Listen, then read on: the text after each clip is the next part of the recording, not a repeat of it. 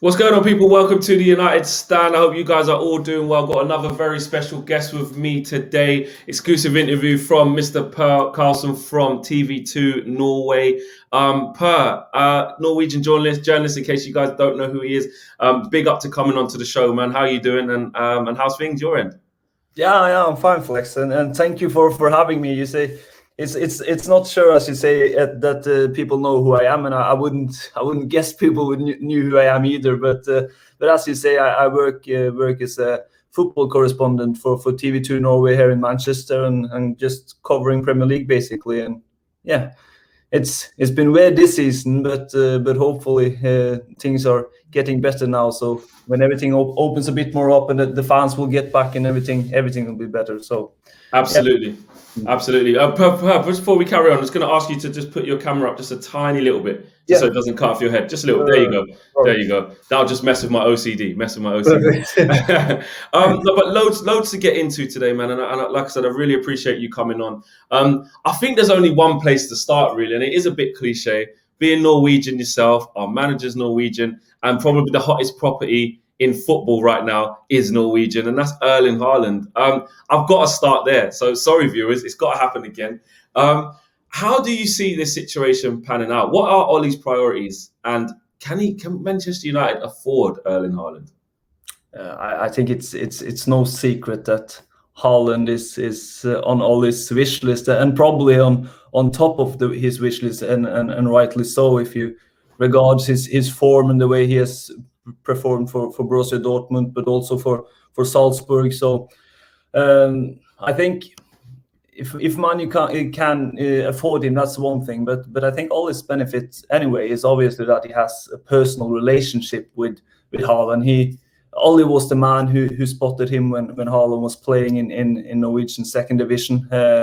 Ollie was the man that gave Haaland a chance with a breakthrough in the Norwegian top flight, and I know that Haaland really appreciates that. But then again, there's the question, obviously, about the price tag. It's gonna be huge this summer, and I think Man United or any club wanting him have to get close up to 150 million, and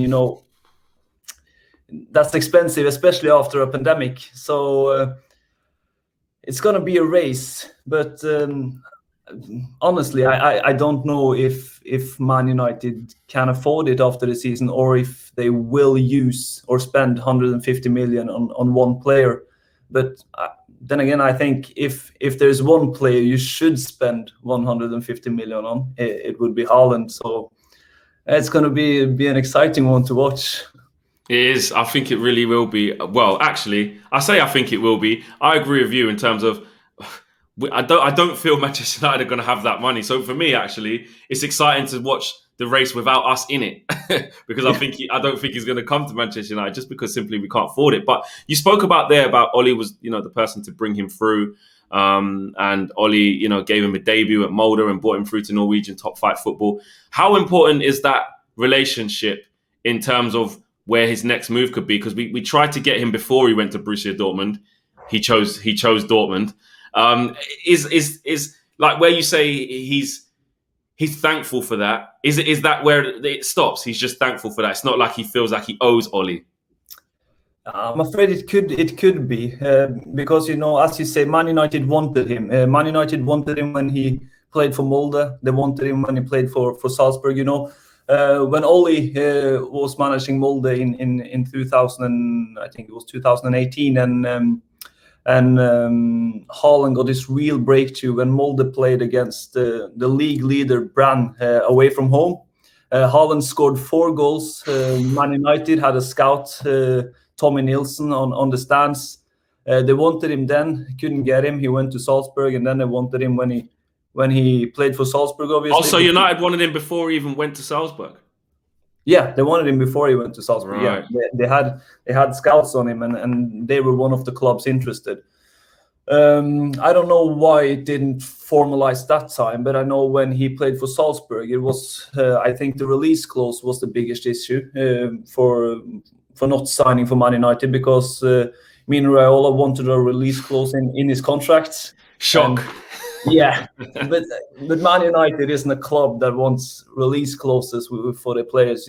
They'll think Man United is the biggest club in the world. So why should they? But I think the relationship with Ollie that's benefiting Man United. But then again, I'm sorry to say this, but Erling Haaland is a Man City supporter, and yes, his dad as well. Yeah, and has been so all his life. So I think if it hasn't been for Ollie, I will say Man United would have been out of the race. But because Ollie is there, maybe you have a chance. But in my eyes, the favorites in the Premier League, if any Premier League teams would snap him, I would say it's Chelsea or Man City. Yeah, and the worst thing is as well, as a Manchester United fan, which I am, obviously, when he walked out into the Etihad, that clip last week, and he said, "Beautiful, eh?" You just looked at that as a United fan thinking, we haven't got a chance. We have not got a chance. So yeah, I think it is going to be really interesting to see how it pans out. But I think a lot of Manchester United fans are prepared for the fact that like we just can't afford him, man. Like we just can't afford him. We've got other priorities to get. But does Solskjaer see it like that? Are Manchester United actively trying to? Would they ditch all other plans for a centre back, a central midfielder, a right winger, whatever, and maybe try and make that money and go all or nothing?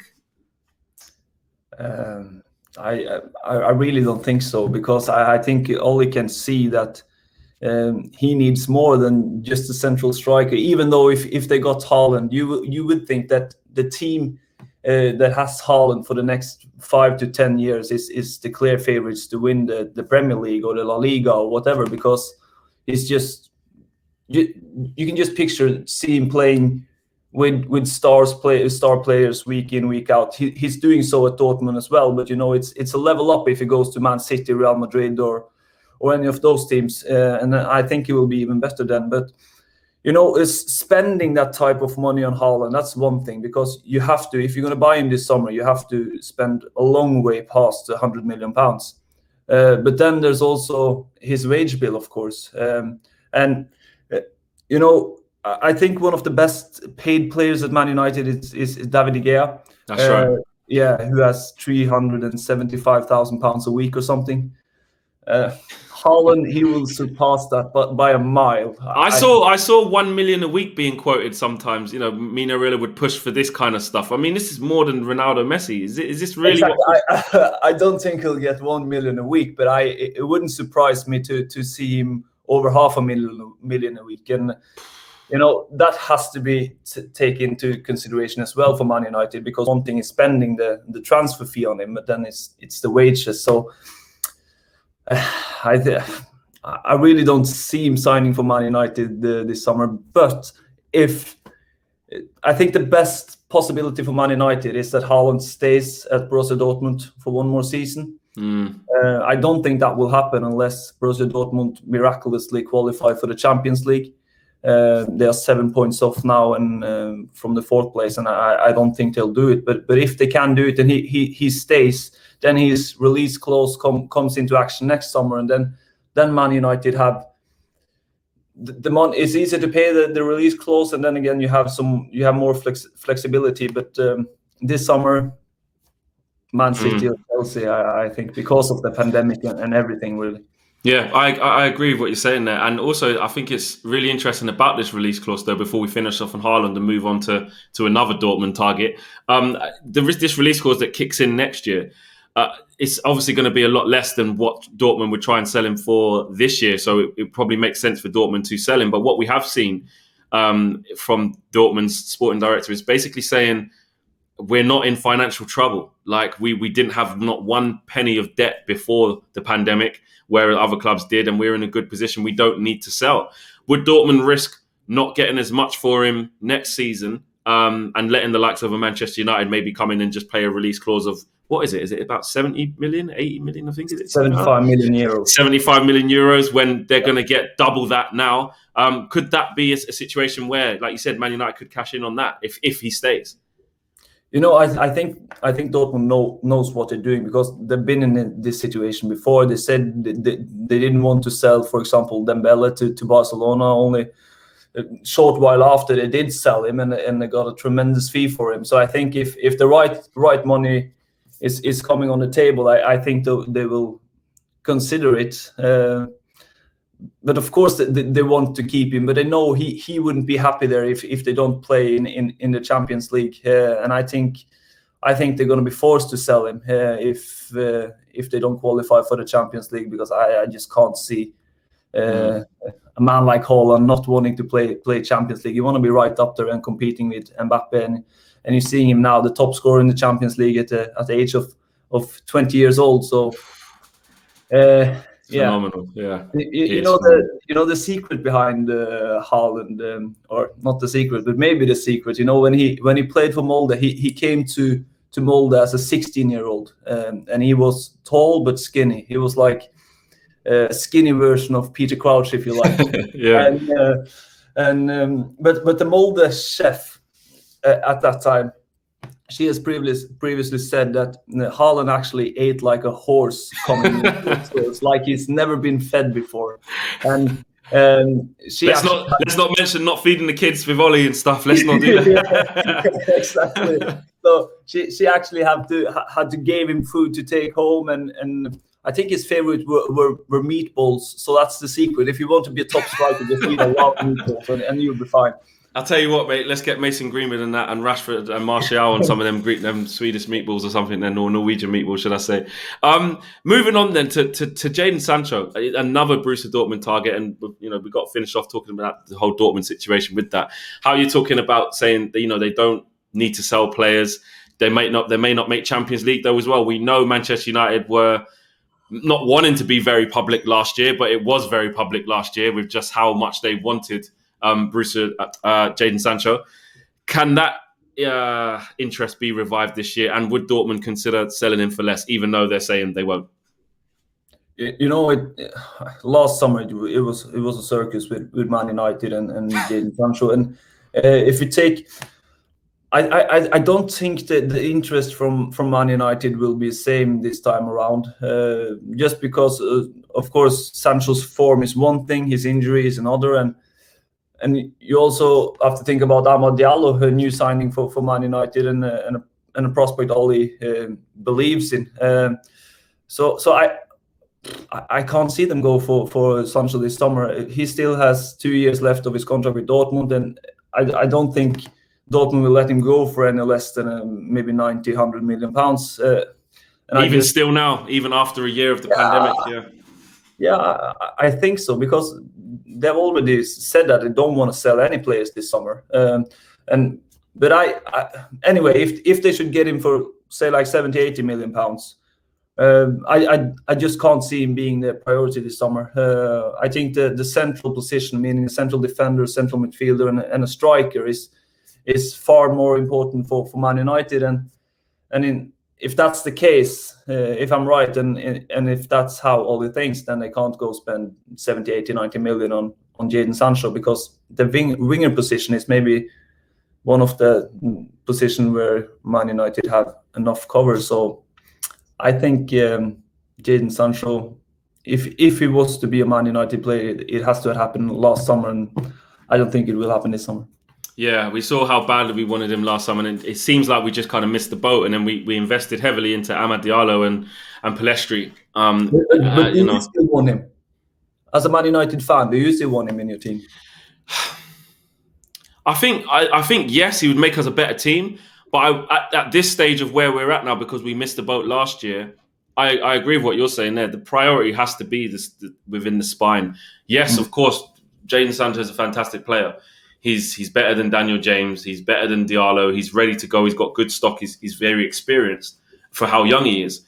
But I think, like you said there, you got to look at what our budget is. And our budget is the best part of probably 100 million, I'd say, give or take. And are we going to be able to spend the majority of that and leave, say, 20 to 30 million to go and buy a centre-half or a central midfielder? And this is, we'll get on to Paul Pogba and other players like that, but this is with retaining those players, we still have to find that type of money. So I see what you're saying. I mean, is that the feeling that you're getting from Old Trafford, that, there is this £100 million pot to play with? I spoke to James Cooper last month, and he was basically saying along those lines that, United got about 100 million to spend, give or take. Is that how you see it in terms of how much we actually have to spend? that will just be a wild guess from my point of view, because I have no idea how much they have to spend. But what I do know is the pandemic has cost them heavily. Of course, as for any other club, I think they have lost over £100 million in total this season, with the ticket prices and empty stadiums and so on. So I wouldn't imagine them having any more than £100 million at least. So they have to. But I think anyway they're going to sell players this summer, and that will help them for sure in a transfer budget. But I don't think you will see maybe like 3 or 4 star players coming in at Old Trafford. I think it will be more like maybe one big shot and 1 or 2. It's difficult to say because of the whole situation that you don't know. But you would expect Man United to be one of those teams that can spend some money, but I don't think they can spend the same amount as, for example, Man City, Chelsea, Roman Abramovich, and Sheikh Mansour. It's like it's another setup. So I don't think they have been influenced as much during the pandemic as a team like Man United. So yeah, maybe 100 million. Maybe that's right. Yeah, it does feel like a rough kind of ballpark figure that makes sense, considering, like you said, with what's gone on in the last year. Well, that leads us on to players staying. We talk about Manchester United only having a certain amount to spend, but if they sell players, it could be more. But also, if they sell players, then they have more positions to fill, so it's kind of counterproductive. But Paul Pogba, we know about Mino Raiola in terms of the HAALAND situation, how he's trying to treat him. He's flying around everywhere trying to find suitors for Erling Haaland. He's on a European tour, as I call it, trying to get the best deal for him. But Paul Pogba, how do you see that panning out? Do you think Manchester United are actively trying to keep him? Do you think Pogba may give in because there's no suitors? Do you think he'll take less money to leave? There's so many different conversations to have around that. How do you see it? Yeah, it is, and it's really hard to take a guess as well. But I think it's clear that Ollie wants to keep him, because Ollie has seen is important for the team this season. He's been absolutely brilliant, and some of the goals he scored, that's kind of the type of goals that only world-class midfielders score. And when he's at this level and at this form, he's one of the best midfielders around. It's no doubt about it. But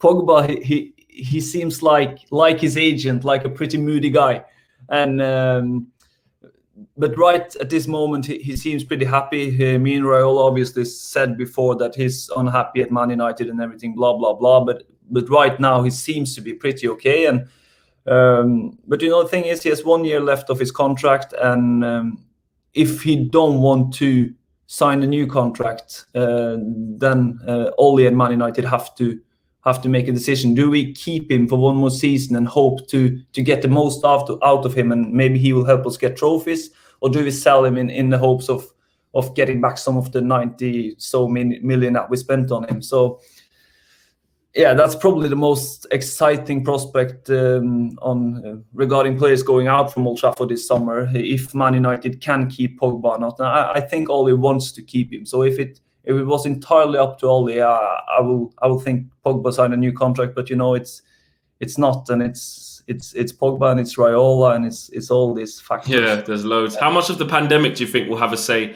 on that? I mean, I thought even last year, because the pandemic hit, that meant Pogba had to stay. But United were in a decent position because they could just enforce his extension, basically, to give them more thinking time. But now it's been a whole year of the pandemic, and there's not going to be a lot of suitors who can afford to pay what Paul Pogba's wages will be, plus afford to pay what Manchester United would demand from him. How much of a say do you think the pandemic will have on whether Paul Pogba stays or not?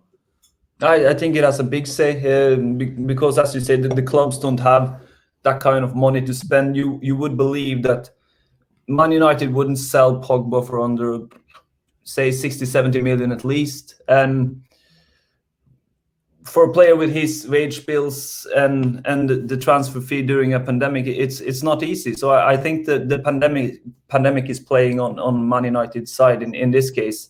and that could be something that can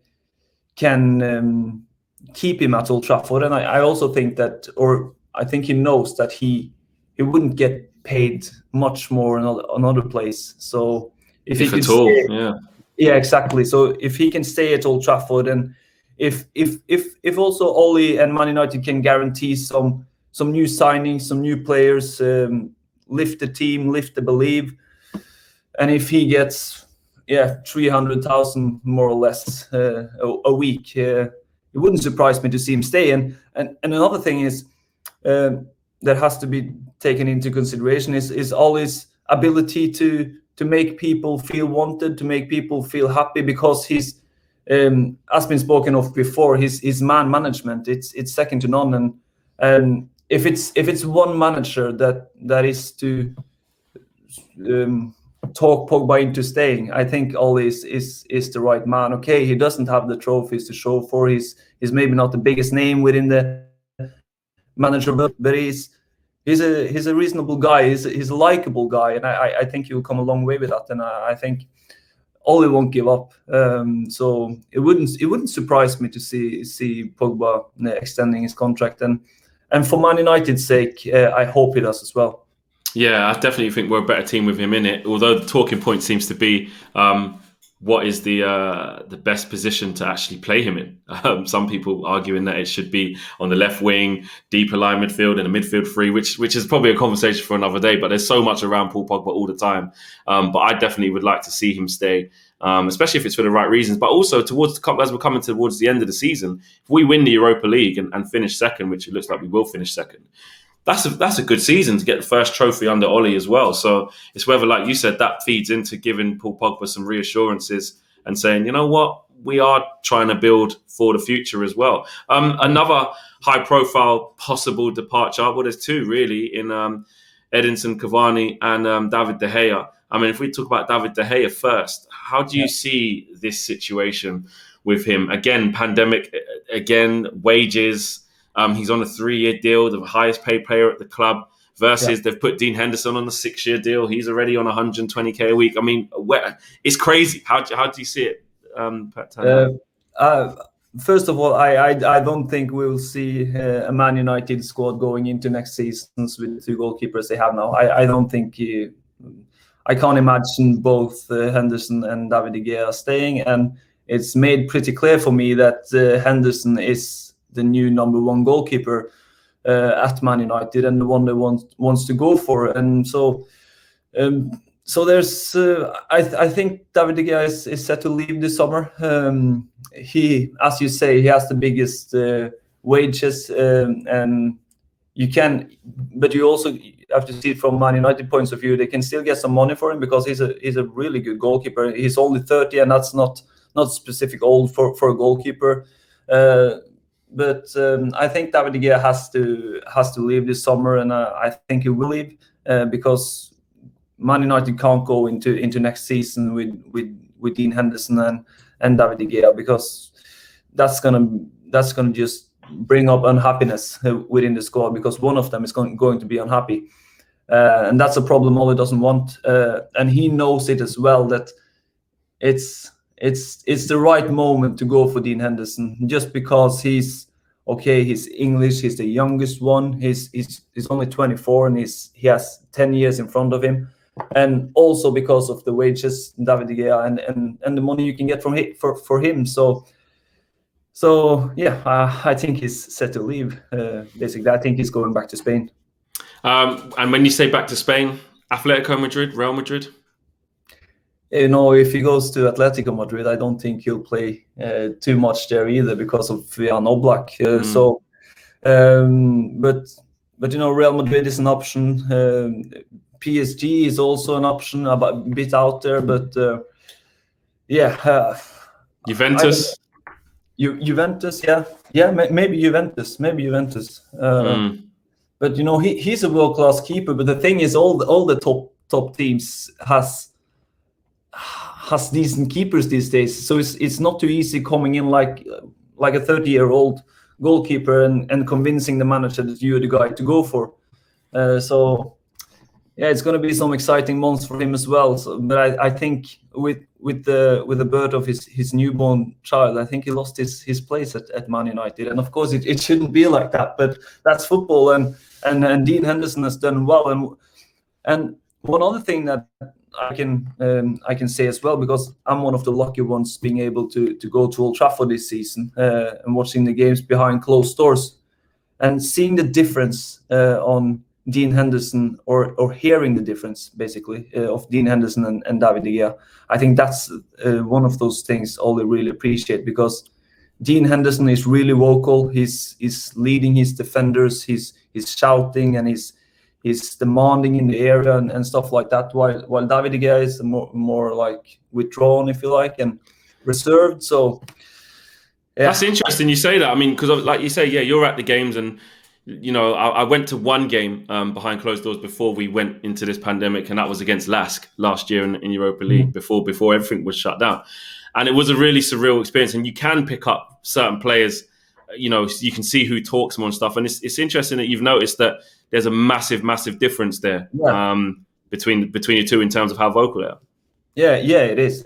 And it's but I think David De Gea has made some steps in that aspect, because Ollie has talked to him about it, being more vocal, that he needs to try to be more vocal. He's one of the oldest one in the group. He got experience from winning trophies. But anyways, I think it's for Henderson, it's more natural to be that kind of leader out on the pitch and to take that space. And I think that's something Ollie appreciates, and that's one of the reasons he's the new number one, because ability-wise, you would say they're pretty close. So I think that the thing that nicks it in Henderson's favor is one, his vocal ability, two, his age, basically. Yeah, and it does look like Man United are going down that route for sure. Edinson Cavani, we spoke about the need for HAALAND and stuff like that. One thing we do know is that Man United keep trying to have this kind of stopgap striker mentality. We did it with Igalo. We did it late with Edinson Cavani, when really what you can clearly see is that they just need a long-term fix for that position. Do you see Edinson? But we do know Ollie wants to keep Edinson. He's been very vocal about that in the media and says it's up to Edinson. How do you see that panning out? No, I think Edison is a lost cause, I'm afraid, because I think if he wanted to stay, you would have seen him sign a new contract already. There's no need to hesitate, because it's only the talks is about 1 more year, and you know you don't need many months to figure out if you want to stay 1 more year or not at Man United. And also, he would have the chance to play in front of a full Trafford if he stayed 1 more year. And if that doesn't want him to stay, I think it's clear he's going to leave. And I think it's also clear in the way Ollie speaks about it. It's up to Edison, and he needs to make that decision. But I think it's already been made. I think he wants to go back to South America, get some sun, see his family. So I think he's going to leave this summer. And then Man United for sure needs a new striker, because I wouldn't go into the new season with Anthony Martial as my number 9. So no, I think it's going, and someone needs to replace him.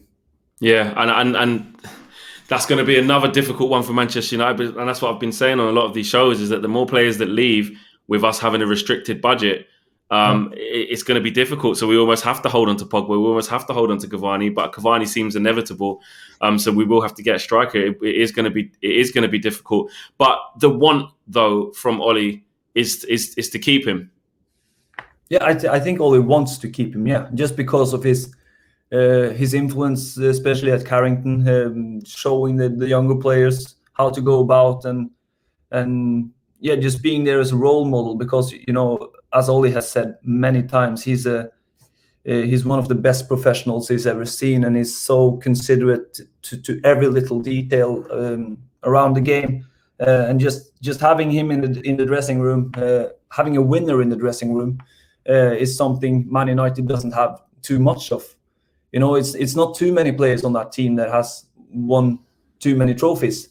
Edinson Cavani, he knows how to win trophies, and he knows what it takes to be a winner. So because of that aspect, I think Ollie wants to keep him. but then again, I just don't see it happening, because now it's been dragging out, and it's still dragging out. So I think he's and the reports as well are saying that he wants to go back, or wants to leave. So I think he's going to leave after the season. Yeah. Yeah, another thing as well is how fit can he be? You know, I had big concerns when we signed him about his injury run, and I hate to say it, it's kind of been proved correct this year. We haven't been able to get him on the pitch as much as we'd like. When he has been playing, there's been times where we've used his strengths really well. You look at the Tottenham game, you look at when he scored against Fulham, you look at when he scored against Everton and stuff like that. He's had some good moments. He's had some good moments and proved that, you know, how good he can be. But other times he's kind of looked a little bit, because of the way we play as well. Whoever plays up front, sometimes they don't get many chances because of the type of football we play. Yeah. But I just think the main thing is, if he stayed, how fit would he be, and how much game time could we get out of him? And I just feel like, as much as I like Edinson Cavani, I really do, I just feel, one, if he wants to go back, you have to let him. It's his choice. But two, if he stayed, how often would he be able to play? I think it's just a way of Manchester United not wanting to have to spend money in that department for another year. Yeah, and it's no point keeping him if he's going in and out of the team for every third game. You don't spend, I don't know how much he earns, but 150, 200,000 a week. You don't spend that kind of money for a player to be an influence in the dressing room. You spend that kind of money for the player to be an influence on the pitch. And you can see him when he's playing, he is an influence, because he's by far the best number 9 at Man United, in my eyes at least. Nobody moves like him, his finishing ability. But it is like his safe legs that they're struggling with getting enough chances. And when he has played as well, he hasn't gotten too many balls to work with. So that's difficult. But yeah, as you say, been a lot of injuries for him as well, and I just. Yeah, I don't see it happen. Yeah, it's mostly because of him. Because I think if Ollie had the chance, he would have signed him. But don't think so, I'm afraid. Yeah, I agree. It looks like it could be a difficult one. In terms of the other incomings, in terms of the other priorities for Ollie, central midfielders, centre backs, are there any names that you think Manchester United are overwhelmingly in for? I know we've seen quite a lot. We're always linked with loads of players, but is there anything that you think there is really some substance to? HAALAND is probably substance to it, because they want him. So he's obviously one man on that list. Harry Kane is another one, player that has been talked a lot about for Man United. But then again, it's the price tag, and and it's Daniel Levy as well saying he won't sell to another Premier League club. So I can't see that happening. But for me, and I think Man United should prioritize central defender and defensive midfielder. And in that aspect, especially central defensive midfielder, no one better than Declan Rice. He's been amazing this season. But it's the price again. Even though we got Jesse there, but could we maybe use him? But I feel that West Ham would probably want to keep both. Yeah, I think so too. Especially if West Ham is gonna manage to qualify for the Champions League, they're gonna want to keep them for sure. So this is gonna be a difficult transfer window, just because of everything with the pandemic, all the prices, and the prices are sky high, and the clubs doesn't have as much money to spend as before. So it's going to be really interesting. But I think Declan Rice is one man. But I'm gonna give you a name, maybe unspoken about at Old Trafford, that I think could have been a good fit for Man United, and that's Sander Berg from Sheffield United. Yeah, Sander Berg. Yeah. You probably don't jump up and down in your chair now, but he's been linked with teams like Arsenal and Liverpool lately. He's definitely going to move from Sheffield United when they go down, because he's not a championship player. In my eyes, he's a player that belongs in the top half of the Premier League. And when he's in form and when he gets the chance to play, I think Sander Berg is one of those players that can bring something that Man United are missing in the midfield, with his ability to keep and shield the ball, his unique physique, because he's really strong. He's a big, strong guy. Yeah, big, strong guy. Yeah, he is. So, and it wouldn't surprise me if Ollie had him on his list, because Sander Berg is one of those players that has huge potential. He's only 23, and is also one of those players Man United don't have to pay the world for. Maybe they'll get him for around 20-30 million pounds. And I think that's a bargain for that price. But of course, I guess it's not a name you want to hear. No, but that's interesting. I do think. I mean, people have been saying a similar sort of thing with Bissouma from Brighton.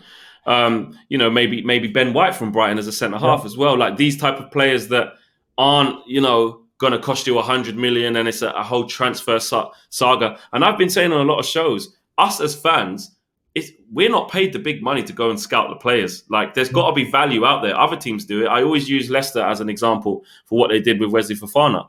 Nobody had really heard of the kid, got him from France. He's 19. Yes, he cost 30 million, but look how good he is, and they do that quite a lot. They've done the same with Pereira as well.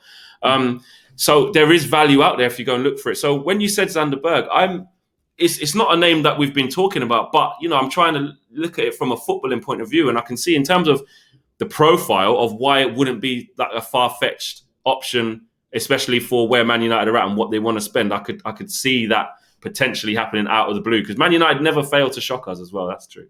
No, exactly, and you have to think about that. That Ollie knows Sander well. He knows him well from the time in Norway when Sander played at Vålerenga, and Ollie was managing Molde, and I just and he knows him as a person as well. And I think as a person, he really fits the way Ollie wants his players to be. He's hardworking, he's humble, and he always gives it all. I think he's a dark horse in this race. Sander Berg, yeah, that's a. I was not thinking that he's not even entered any. I've not really heard anything about Sander Berg, so it's proper interesting that you say that. I will. I think he'll sign for a top club this summer. So Arsenal, Liverpool, Man United, maybe one of them. Yeah. Interesting. And with the centre back situation as well. We've heard a lot about Jules Koundé. Varane could be available for 60 million. Koulibaly's always popping up. Who else have we heard? Pau Torres and Villarreal. There's so many options being tipped at Manchester United. Ben White as a cheaper option at Brighton. How do you see that hunt as well? For me, if I was in charge, it would have been a no-brainer, because if Rafael Varane is available for around 60 million pounds, and if you can spend 80 million on Harry Maguire, you for sure can spend 60 on Rafael Varane, and he's by far the most exciting prospect for me in defense for Man United. He's played for Real Madrid for 10 years. He's only 27. He's won it all a lot of times, and he has some of that experience Man United lacks throughout the squad, really. And according to several Spanish reports, he wants a different challenge, and with a contract going out, and Real Madrid maybe have to sell. If I were controlling as Old Trafford, I would have gone for him straight away, because I think it's not too many better defenders out there, and he will also allow Man United to move their team higher up in the pitch, so they can, because I've been speaking about a bit to Ollie about this season, that Man United are going from the way Man United played last season. A lot of their play was based on counterattacks and sitting back and counter the opposition. And Ollie has told me that now they try to move the play higher up in the pitch, but in order to do so, they need players that allows the attacking players to go higher up in the pitch. So they need to trust the defensive line. They need to trust a strong central defensive midfielder. And I think with Rafael Varane, you have that kind of player, because you can stand on the halfway line or whatever, and you know that Rafael Varane will run up the balls that get in behind. And so I think a new central defender has to be one of the biggest priorities for Man United. And if that is the case, Rafael Varane is by far the best option in my eyes. And you mentioned Jules Koundé as well from Sevilla. Maybe the most exciting option in terms of his age, only 22. French, all the French guys, they're just, at least when it comes to central half, it's crazy. Yeah, it's like a fabric. Yeah. So yeah, so it's the options are there, and it's just back to my point again. If you can spend 80 million on Maguire, of course that was before the pandemic, but if you can spend 80 million on him, you can pay 60 for Varane, and you can pay 60, 70 for Jules Koundé. So I think it's just a matter of Ollie making up his mind. And it would surprise me if he went for the younger option, because I think he has recognized that Man United needs experience and some players that can push on all the youngsters, because Man United have a lot of young players, a lot of young talent that absolutely need on. So I agree with pretty much everything you said there. I've said that the need for Varane is just, he's that good. He's won everything there is to win. And I kind of want, I'm assuming it's going to be for Harry Maguire's partner. He's captain, he's 80 million, he plays every game. Lindelof will probably be the casualty. But I just want the next centre-back to come in and Harry Maguire learn off them. I don't want a young, another young prospect. I'll back it if it happens, and we'll get behind it, of course, with fans. And there are exciting prospects, but like what you just kind of drew attention to there, was that Ollie's conceded we need the experience to push the young kid. He's brought the average age of that squad right down. He's done a really good job at that. But now we need to kind of focus on, especially on that spine, some good experience in there if we can. So yeah, it's interesting you say about Varane, because I really like him, and I think he will be a fantastic acquisition if we can get him. And 60 million, I mean, for Rafael Varane, yeah, we were willing to spend like over about 100 million. I remember a couple of years back, which didn't quite happen. Yeah, and 60 million for probably one of the world's best central defenders in this market. That's the big of a bargain that you will get. You won't get any better for that price, for 60 million, because okay, you can get Koundé for the same price probably, but you won't get the same defender. You'll get a really exciting prospect and a player that can go on to become that, but you don't know. Yeah. But with Varane, you will get that player straight away, and you will have that leader, and just to have his aura around Old Trafford, around Carrington, I think that will lift the other players. And also, Varane can be used as a player to keep the likes of Pogba, for example.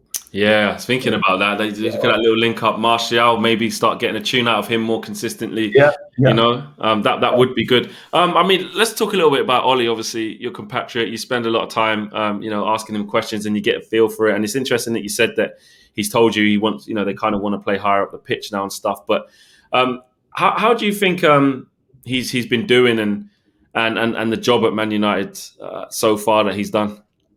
I think I'm probably a bit biased because I'm Norwegian. Yeah, I shouldn't really ask you that.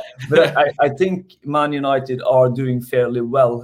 I'm one of those who likes to see manager get some time to get their ideas across and everything. And I will say that it has been development every single season under Ollie, and they're building long term. Last season they got 66 points, Man United, and we're miles behind Liverpool and Man City. Now they have passed Liverpool, and with 7 games left of the season, they're in second place, only 11 points behind City, and if they win the game in hand, they're 8 points. So I think it's safe to say it has been some clear points of development, and also it feels like the mood around Old Trafford, Carrington, whatever, and from the players, it seems better than for a long time. And this season, I've been speaking to players like Bruno Fernandes, Marcus Rashford, Harry Maguire, all those kind of players, and they're all talking about the good atmosphere in and around Carrington, and Ollie is a big part of that because he did the exact same thing at Molde as well. And I know you can't put Molde and Man United together because it's just two different worlds, but managed to in Molde. He managed to secure the team's first ever league title in the top flight in the Norwegian division. And again, I know you can compare the Norwegian Still division. A big achievement, though. Still a big achievement. Yeah, but it's just. My point is his ability to get players to go in the same direction and to get the mood up, because it always seems like it's a good mood around Ollie and within his team. And when he won that first trophy with that Molde team, they almost became unstoppable in Norway. They won a lot of trophies, played really well in the Europa League. And I think you're going to see that with this Man United team as well. As soon as they get their hands onto a trophy, many more to come. I think that's certain. And the top ones, you feel it can be the top ones. So, say for example, we win the Europa League this year, which looks like we have a very good chance of doing. You feel that can propel us onto the top honors? Yeah, I think so. But this season, Man City, they look like they're from another planet. I'm sorry to say it, but they always do. Yeah. So I think Man United needs to strengthen the team to be able to handle or cope with City. But then again, if they manage to get in a strong central defender and a midfielder, just a couple really good, solid players in those positions, the last pieces of Ollie's jigsaw puzzle, I think you will see Man United challenging City next season, and in the Champions League as well. Over 2 games, Man United can beat anyone if it's just 2 games. We've got good records against the big teams, yeah. Yeah, exactly.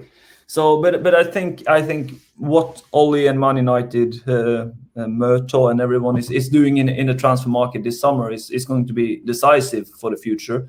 But one big difference is that I think the board now recognizes what Ollie is doing in a way they maybe haven't done before, because it's quite interesting to look at the figures, because Jose Mourinho, he got 5 transfer windows with Man United.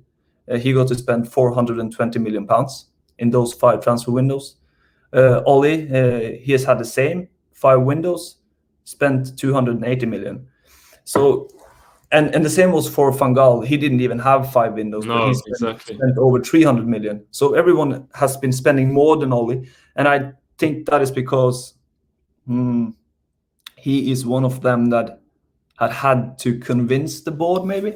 And I think that they're on his side now, and I think both Ed Woodward and the Glazers and everyone, they recognize the work he's doing and what's happening behind closed doors, as Ollie often speaks about, what's happening behind closed doors, and they see this, and I think now they are ready to invest in Ollie. And I think if they invest in Ollie, they will get something back now. But he has to win something, and he has to win something either the Europa League this season, or he has to win something next season. If he doesn't, I'm sorry, mate, you lived your dream, but now it has to come to an end. But he needs to support, because Ollie has always been good at seeing out talent.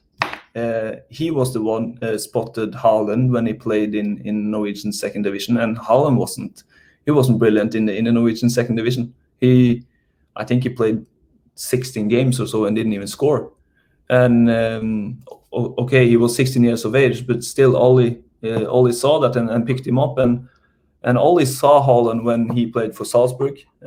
Ollie saw Jude Bellingham, wanted to sign him. Ollie saw Jadon Sancho, wanted to sign him, but he hadn't had the backing from the board. And you can just imagine if he had the backing from the board to go for these players, to get HAALAND, to get Bellingham, you would need maybe a strong central defender for next season, and you'll be set to go. So I think they have recognized now that things are going on, and it's going in the right direction. And I think if he gets the support, I'm convinced he's going to bring trophies back to Old Trafford again. You know what? The way you put a lot of those points, as a fan, listening to it, because I think as a fan, we're going game by game by game by game, and your emotion can get the better of you all the time. And you see common themes. You see things like maybe the football isn't good, and the way you break down teams in a low block, and common problems. how we defend against pacey strikers.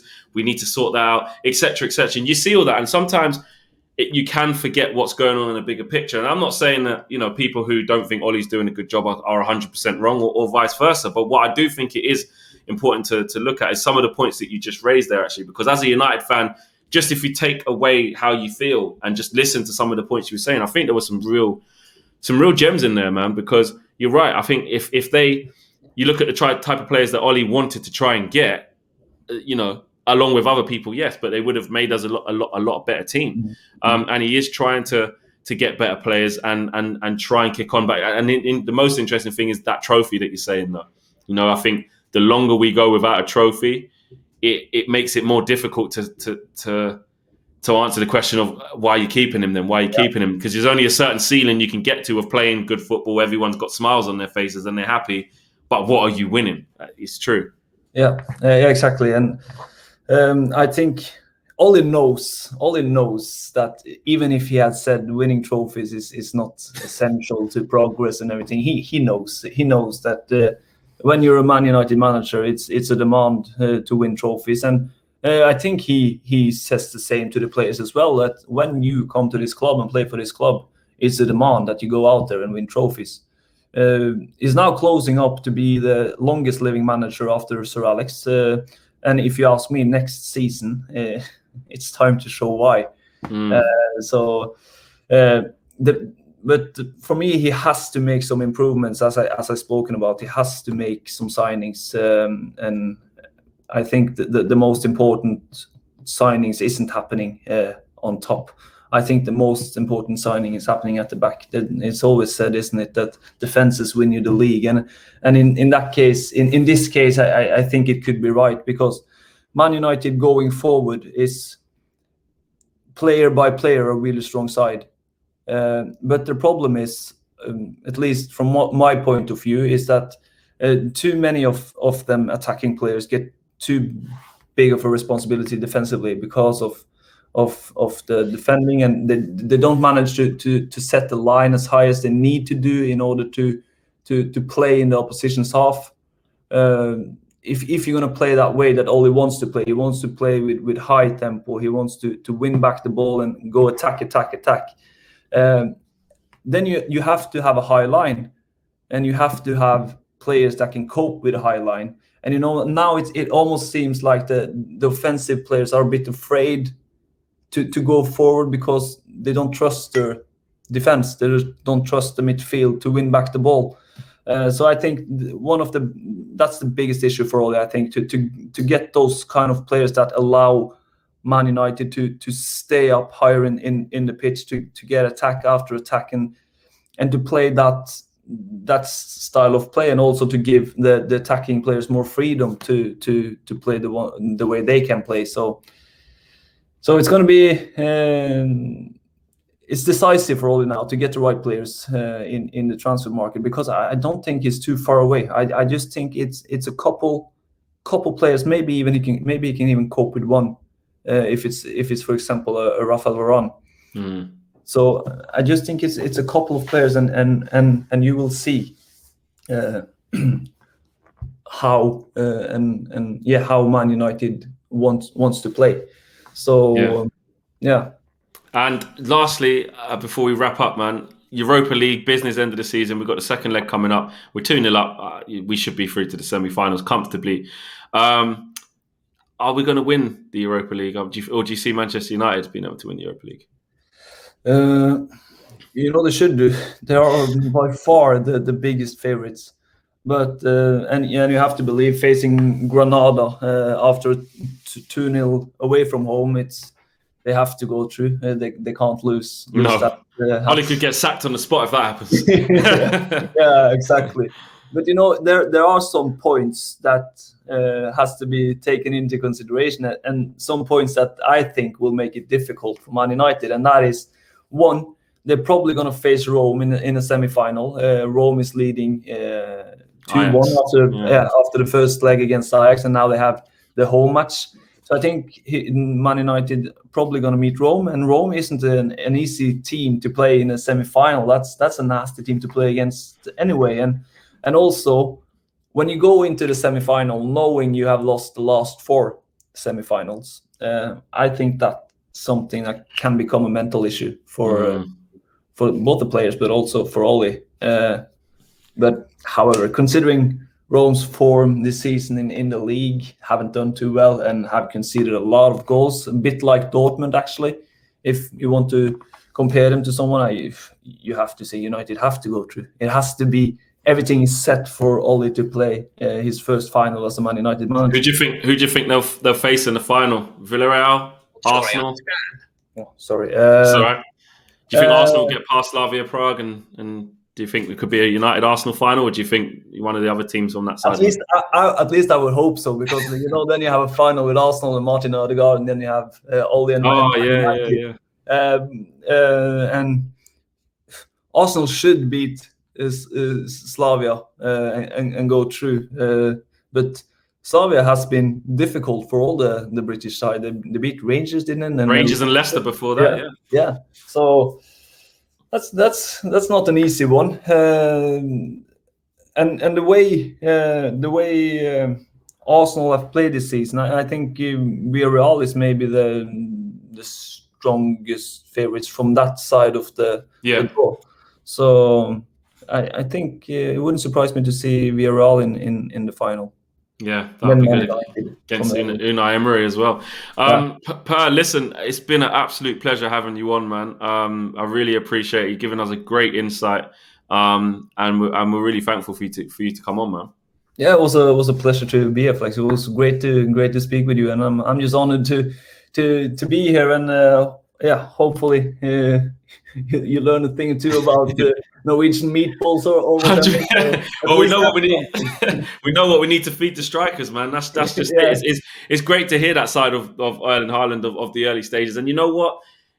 As United fans, obviously based here and stuff, and not knowing too much about Norwegian football, you do kind of forget the kind of impact Ollie has had at that level, which shouldn't be forgotten about. I know what you said; it is 2 different worlds with Man United, but it has happened, and the principles that he's trying to still carry are kind of working, some of those principles. So I agree with that, man. So listen, you can catch Per on Twitter as well. Do you want to just let them know your Twitter handle and stuff like that, where they can find you?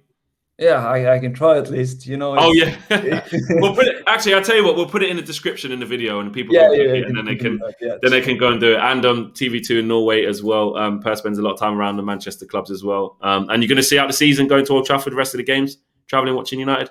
I'm going to some of the games at Old Trafford. Yeah, I'm going to the game against Granada now on Thursday, and I'm mixing a bit between Man United, Arsenal, Sheffield United, Everton. It's a bit of everything. Depends on which Norwegian is in action and so on. And you also have Liverpool, a huge team in Norway. So you're covering a lot. But you're at the biggest club. You're at Manchester United as well, and you're talking to Ollie. So that's all good for us, man. Thanks very much for coming on. We'll speak again soon. Thank you. Nice one.